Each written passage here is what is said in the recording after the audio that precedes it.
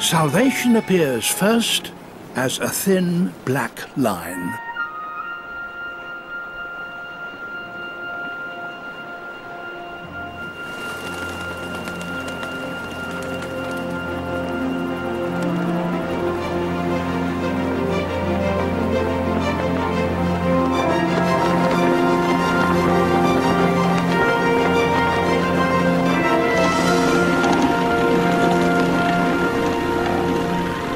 After a morning's fishing, tens of thousands of parents return to the colony with food. The first problem for families is to find each other.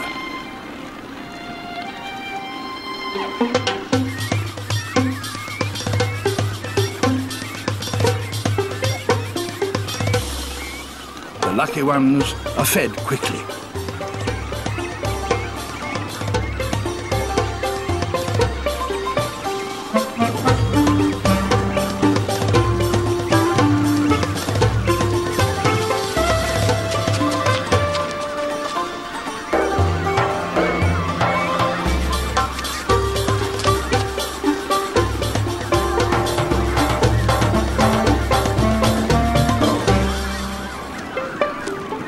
After all that, the last thing you want is to be mugged for the only meal of the day.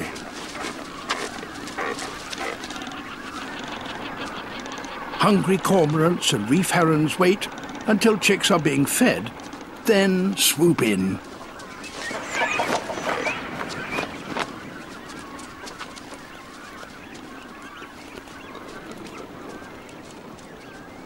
Just when you thought it couldn't get any tougher, the wind becomes a sandstorm.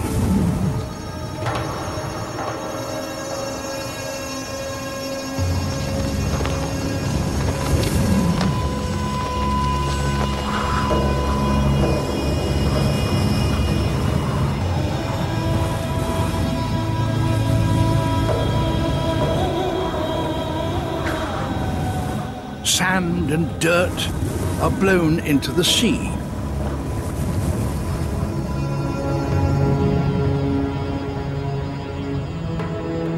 The Gulf waters become a foggy soup.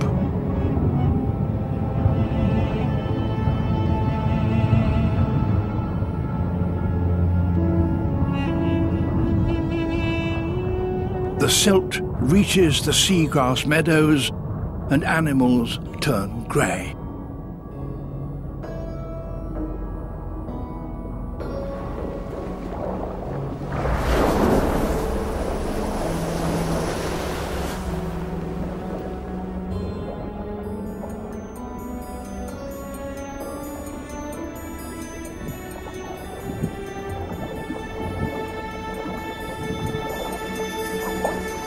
Out of adversity, a miracle. The dust fertilizes the seagrass prairies with nitrogen, iron and phosphorus. Productivity is phenomenal, more than most intensive agriculture.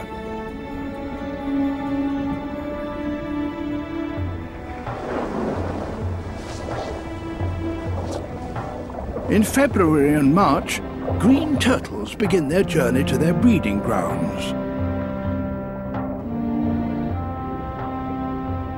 Across the Gulf, sandstorms called shamals carry millions of tons of nutrients into the water. Plankton bloom and feed everything from cauliflower jellies to fish.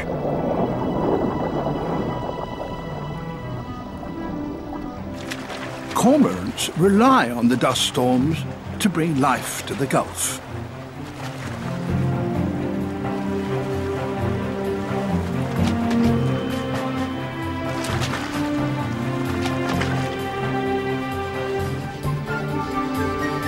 Terns arrive from the Indian Ocean, and striped mackerel just swim with their mouths open. Whale sharks arrive, 40 feet long and as heavy as several elephants. They're the biggest fish in the world, yet they eat tiny plankton. The Shamal sandstorms are the making of this place.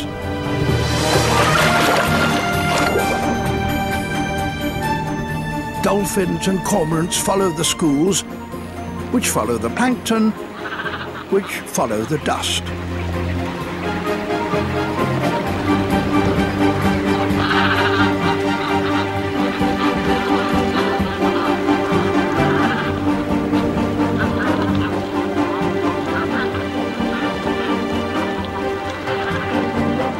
It's extraordinary, considering what happened here 20 years ago. The Gulf War.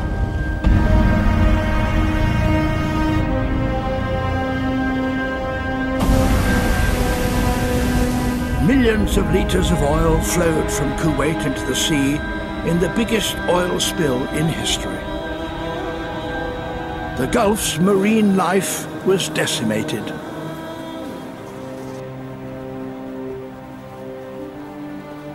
Miraculously, survivors returned. Wildlife has suffered heat, salt, dust, wars, and oil. Almost unnoticed, animals adapt and battle on. The other side of Arabia is another story.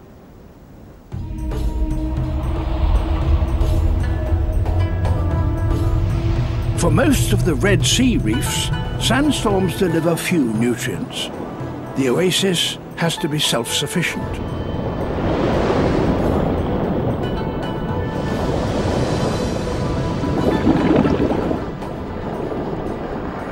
Storms and tides could stir up fertility, but mostly they just sweep the reef clean.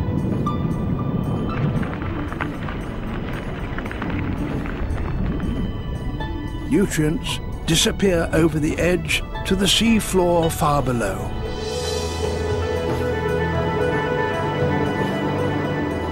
There are patches of sand, but even this is not what it seems.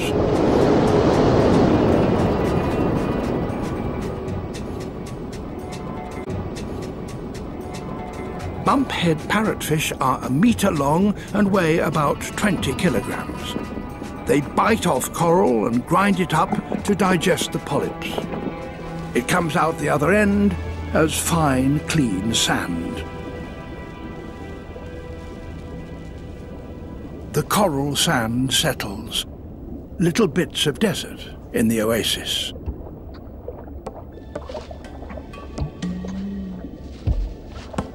Goatfish and sea cucumbers search hungrily through the sand.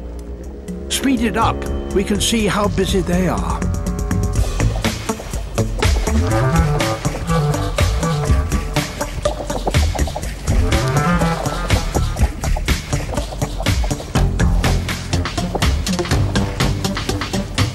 Sea cucumbers are part of an army of garbage collectors and street cleaners.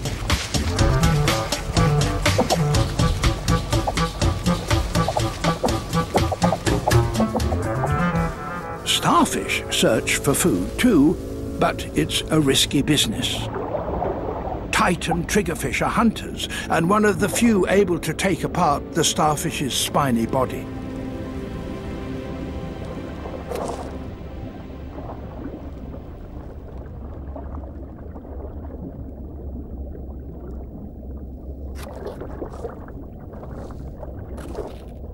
The neighbours soon spot a meal they couldn't normally enjoy.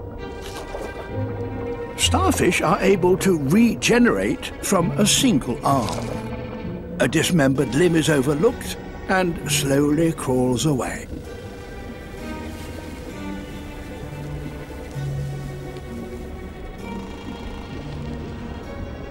Nervous garden eels emerge from their burrows. They eat plankton. It'll take them all day to collect enough. They vanish if anything bigger passes by.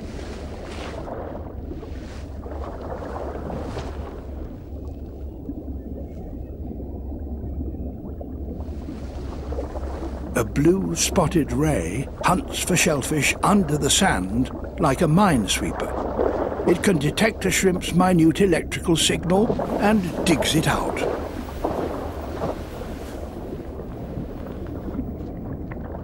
Smaller fish hope to catch anything stirred up by the ray.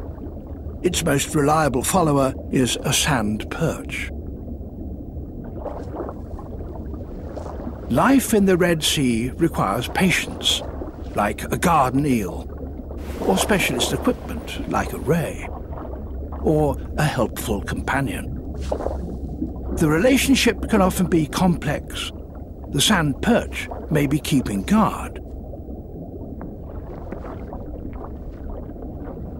Understanding these animals has only just begun.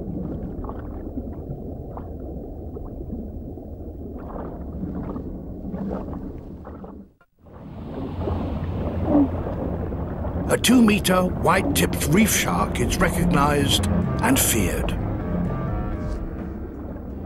So are barracuda, casting a shadow over the reef.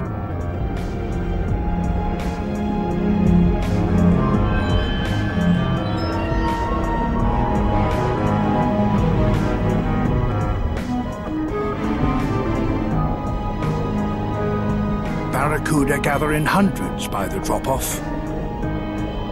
They're waiting for evening. The nocturnal pack hunters form a wheel of death.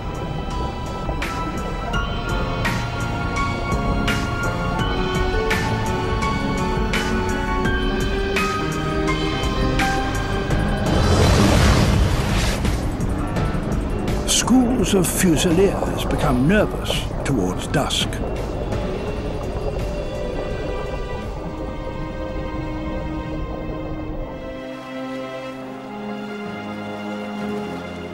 As the day ends, a new drama will begin.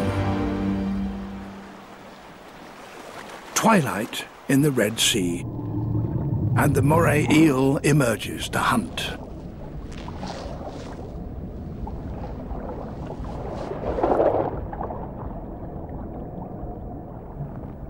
Lionfish with poisonous spines are ambush predators. They conceal their fish shape under waving flags.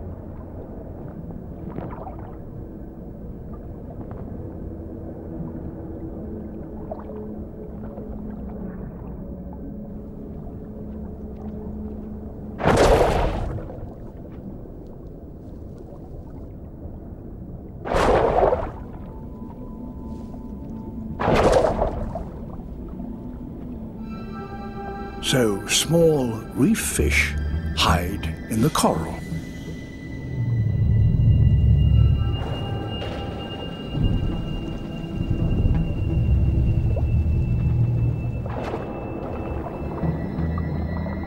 A parrotfish makes a bubble of mucus, disguising scent and protecting it from danger. Here it hides until dawn breaks over the Red Sea.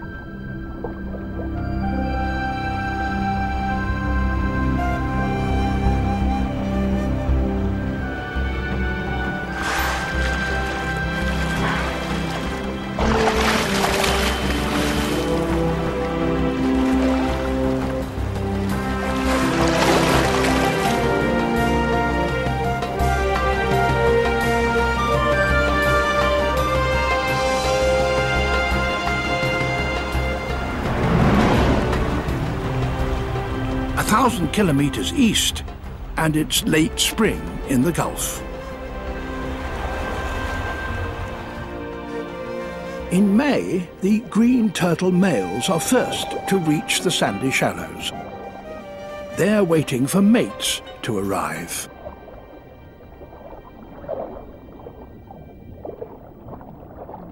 Spring happens underwater as well as on land. Fantail rays are leading the way.